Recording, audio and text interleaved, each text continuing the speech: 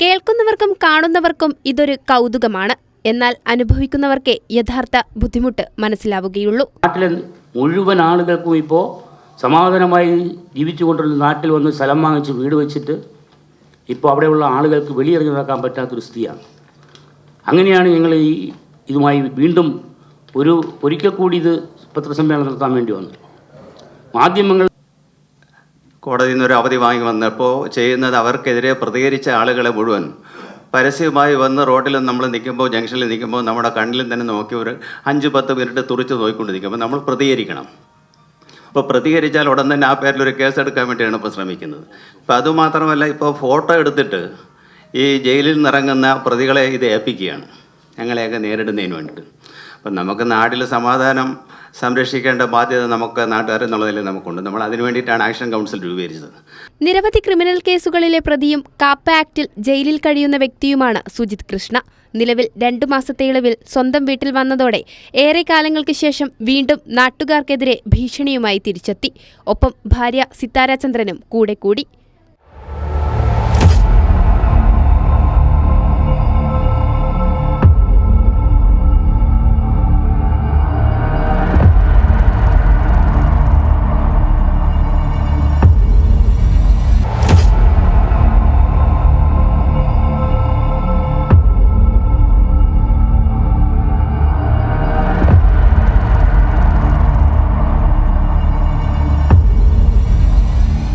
നിരന്തരമുള്ള ശല്യം സഹിക്കവയ്യാതെ വന്നപ്പോൾ കരിക്കകത്തെ പ്രദേശവാസികൾ ജനകീയ കൂട്ടായ്മ സംഘടിപ്പിച്ചു.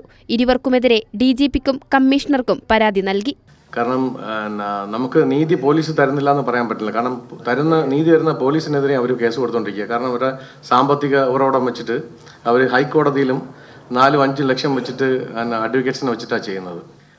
ഞങ്ങളെല്ലാം ഭയത്തിലാണ്. കാരണം ഞങ്ങളുടെ പലരുടെയും ഫോട്ടോ അവരെടുത്തു കഴിഞ്ഞു. അതിൻ്റെ പരാതി ഇന്നലെ 2 പേരെ ഫോട്ടോ എടുത്തു. അതിൻ്റെ പരാതി കൊടുത്തിട്ടുമുണ്ട്.